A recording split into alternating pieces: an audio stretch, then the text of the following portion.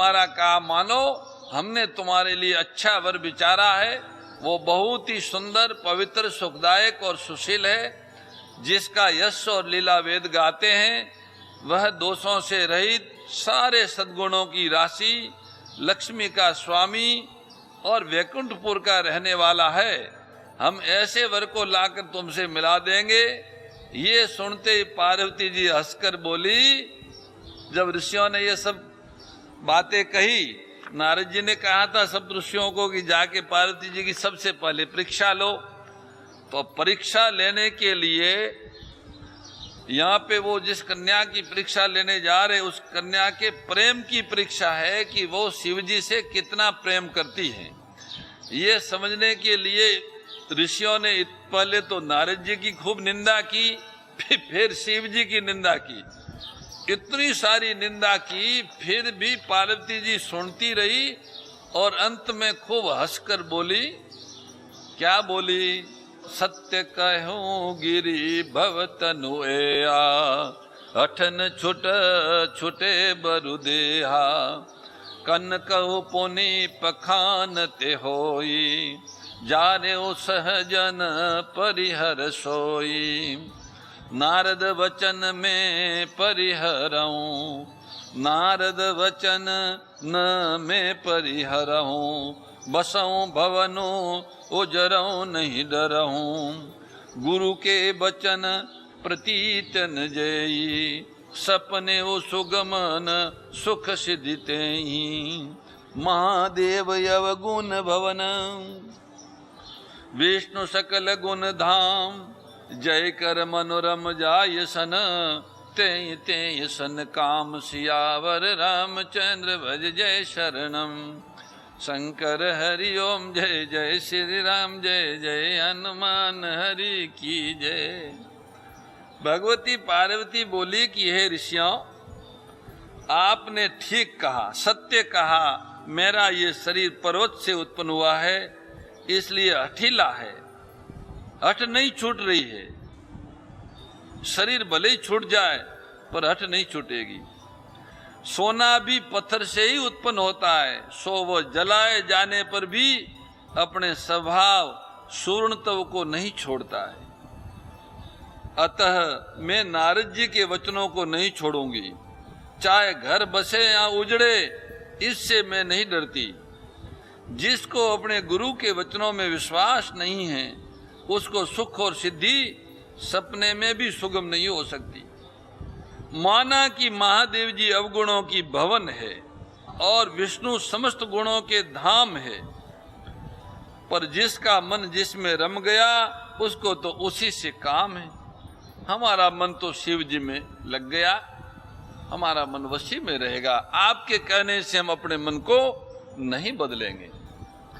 फिर भी हे मुनीश्वरों, यदि आप पहले मिलते तो मैं आपका उपदेश सिर माथे रखकर सुनती, परंतु अब तो मैं अपना जन्म शिव जी के लिए हार चुकी हूँ। फिर गुण दोषों का विचार कौन करे? अब गुण दोषों का विचार करना कोई मतलब नहीं रखता। यदि आपके हृदय में बहुत हठ है और विवाह की बातचीत बरेखी किए बिना आपसे रहा नहीं जाता, तो संसार में वर कन्या बहुत है। मेरा तो करोड़ जन्म तक यही हठ रहेगा।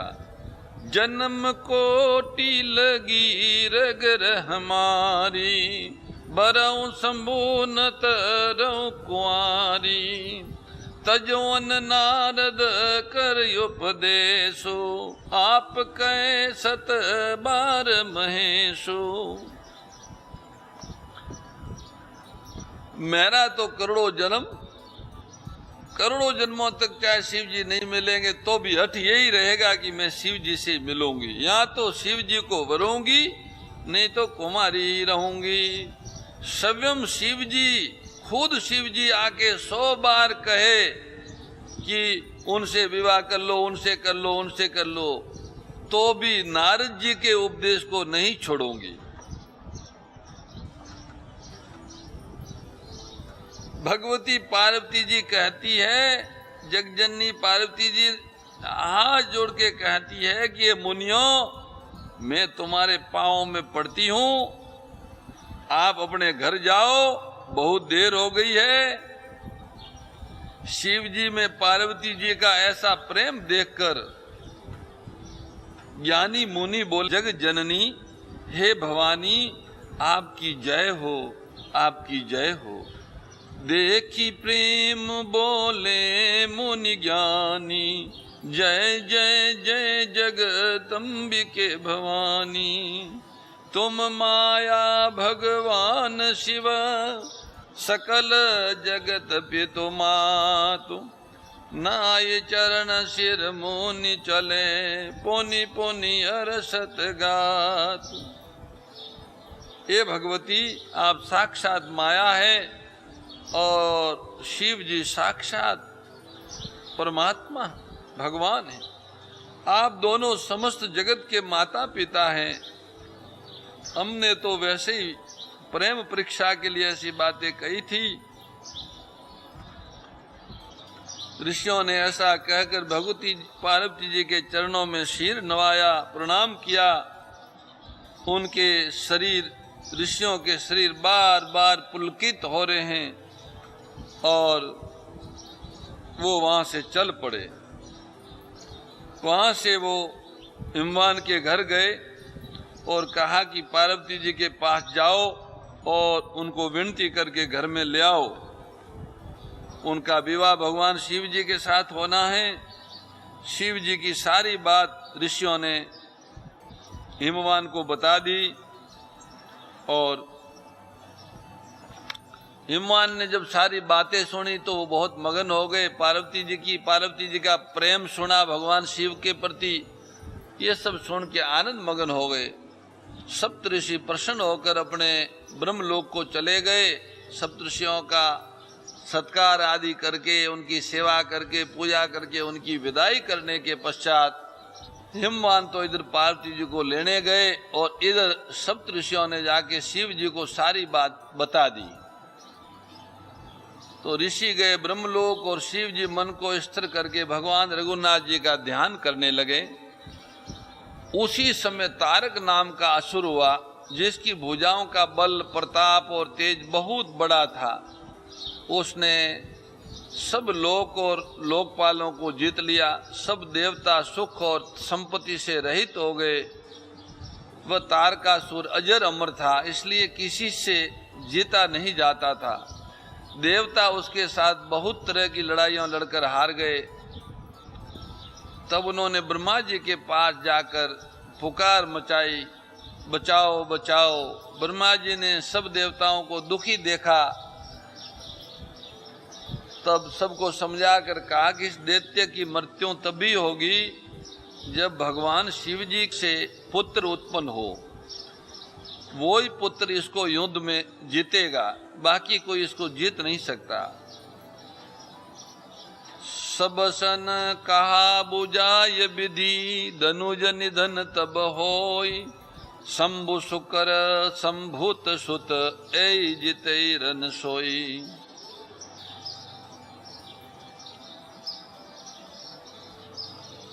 तो ब्रह्मा जी बोले कि सुनो, एक उपाय करो, ईश्वर सहायता करेंगे और काम हो जाएगा। शिव जी के साथ जो सती जी, प्रजापति की कन्या थी सती जी ने दक्ष के यज्ञ में देह का त्याग कर दिया था।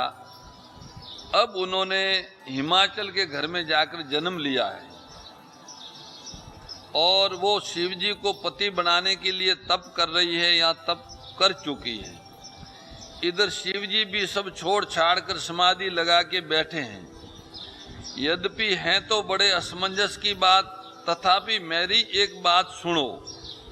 तुम जाकर कामदेव को शिव जी के पास भेजो।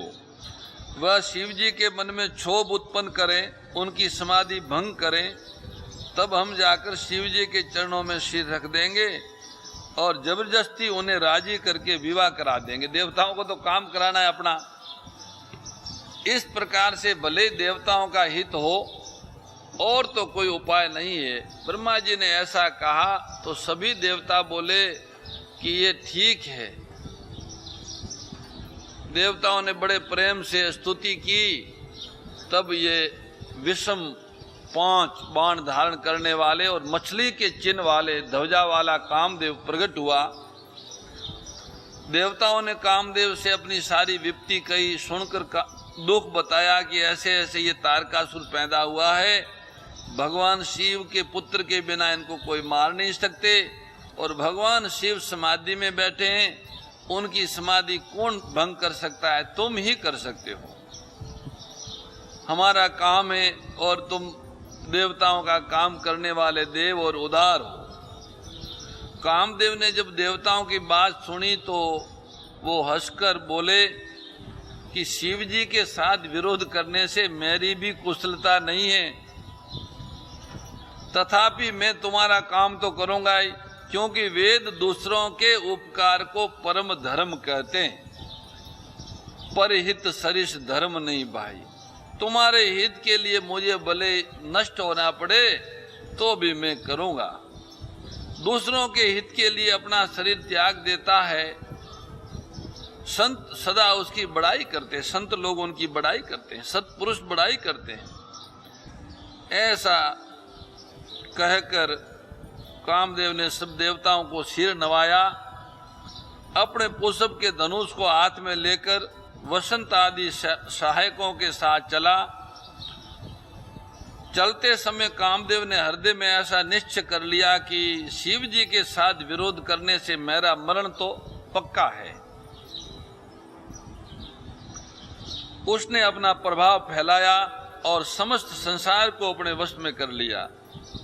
जिस समय उस मछली के चिन्ह की ध्वजा वाले कामदेव ने कोप किया, उस समय क्षण भर में वेदों की सारी मर्यादा टूट गई।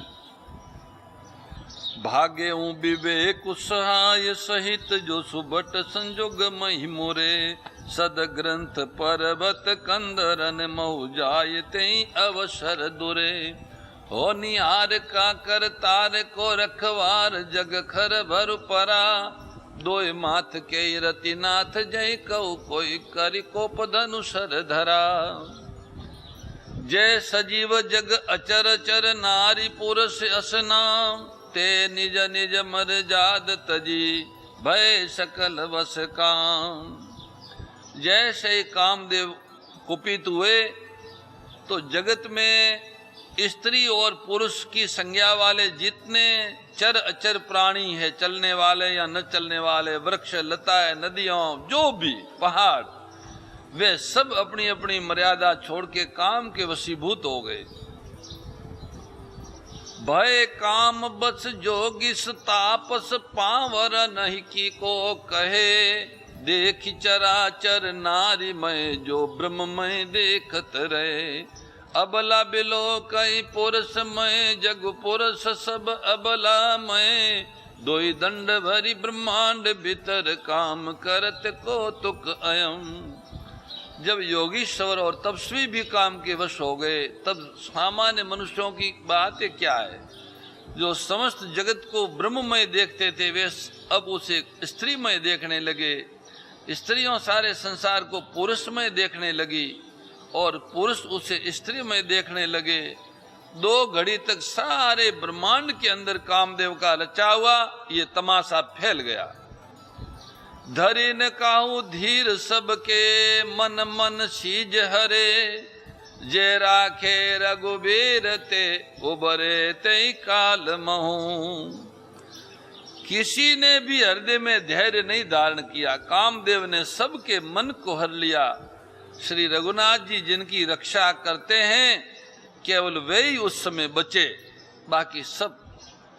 2 घड़ी तक ऐसा तमाशा हुआ जब तक कामदेव शिव जी के पास पहुंच गए। शिव जी को देखकर कामदेव डर गए। तब सारा संसार फिर जैसा था वैसा स्थिर हो गया। तुरंत ही सब जीव वैसे ही सुखी हो गए जैसे मतवाले नशा पिए हुए लोग मद नशा उतर जाने पर सुखी होते हैं।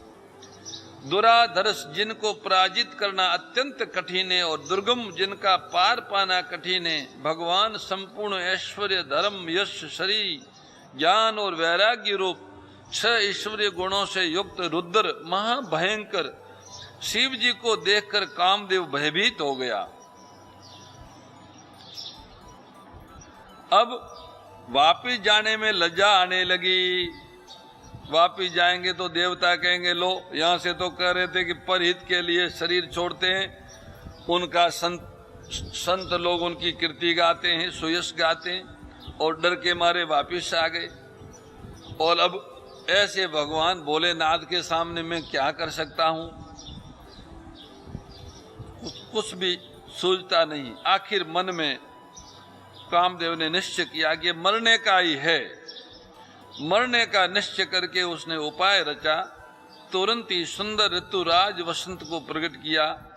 फूले हुए नए नए वृक्षों की कतारें सुशोभित हो गई। वन उपवन बावली तालाब और सब दिशाओं के विभाग परम सुंदर हो गए। जहां तहां मानो प्रेम उमड़ रहा है, जिसे देखकर मरे मनों में भी कामदेव जाग उठा।